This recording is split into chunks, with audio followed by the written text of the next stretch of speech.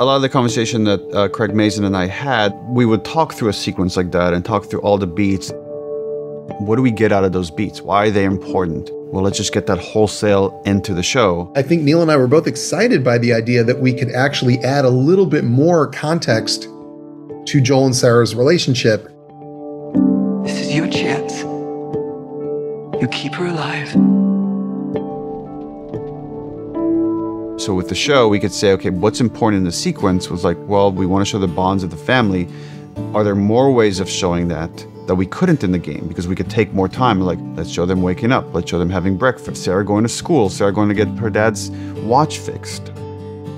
We shared a lot of the concept art from the original game and the remake with them, and they used a lot of it very faithfully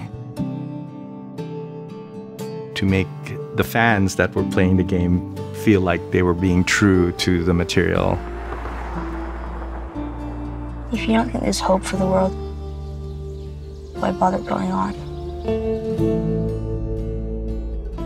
So the beginning of the game was one of the last things we got finalized when we were making Last of Us. For a long time, the plan was to play Joel, not to play as Sarah. And it was like you as Joel would hear a commotion over at your neighbor's house, you would walk over there, you'd see they're infected, then you'd head back and grab your daughter and then run. And it felt like I've seen this. And the aha moment when we're having a brainstorm in like one of the design pods was, what if you played as Sarah? Hey. Scoot. It was very important to build the relationship of Joel and Sarah. Here. What's this? Your birthday? To show their characters and what kind of people they are and how they live and relate to each other. You kept complaining about your broken watch. You like it? And then when things change, when things go bad. Dad? Daddy? The fact that you're seeing it through like a very innocent child made everything creepier, scarier. You in here?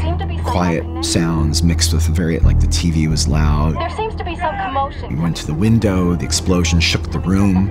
Oh, God. Everything was there to create this kind of uneasy tension. These kind of elements of like something is off until Joel comes in and then has to shoot his own neighbor. Jimmy, just stay back! Jimmy, I am warning you! Where the hell you been? You have any idea what's going on out there? I got some notion. Once you get into the car, you have tension being raised by police cars coming through with all the lights spinning around. The view is very claustrophobic.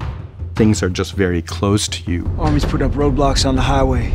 You look at a sequence like that, as an animator, you're like, oh, this is something that you get really excited for, and then you get really terrified that you're doing because it's a big moment. With doing that, we have to kind of really pull your attention to where we want it to be. That's Lewis's farm. We do that with sound, we do that with animation, we do that with lighting, with fire. All of that is something that an animator put love and care into to make sure it happens exactly the way you're seeing it. But maybe one of the most important things to show in that drive was the family that's asking for help. Let's see what they need. At that moment, Joel shows you who he is. Who do you think you're doing? Keep driving. I got a kid, Joel. So do we. We have room. Keep driving, Tommy. And Joel is somebody, to survive, he has to control his environment to the best of his ability and make decisions based on what keeps them alive. He's gonna do everything he needs to take care of his daughter.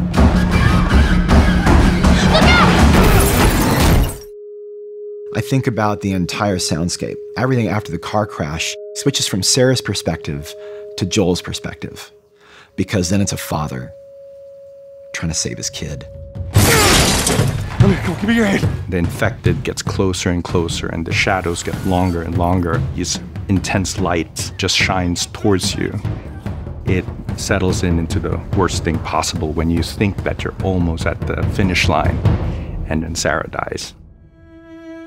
One of the things that I did to keep myself emotionally, and it still gets me emotionally available for that, is I actually, when we temped the sound of Sarah, it was my child. We knew what was going to happen, and so we kind of played into that as it made it worse and worse and worse until it was almost a save, and then it's not.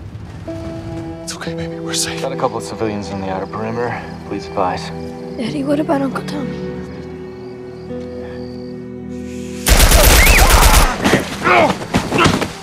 The choices we made were authentic, right?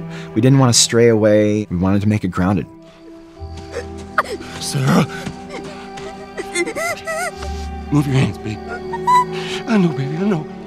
It's very powerful to have such a specific beginning to mark and shape the identity of the character thereafter for the rest of the game and for the rest of the show. The simplicity of Sarah's death was actually really hard to get to, and we worked at it so hard. And Hannah Hayes, who played Sarah, did such a fantastic job. She was so believable as like a child dying. I remember that we had a few crew members that walked off set. They felt it was too much to watch that happen multiple times. We have great actors, Pedro and Nico, just do this heartbreaking job. I love the game version and I love this version. They live equally in my heart. Sarah. Baby. Don't do this to me, baby. Don't do this to me. Always accessible, always readable, always raw. And I think to try and be honest to that as much as possible was a huge push. Please, please, please don't do this. Please.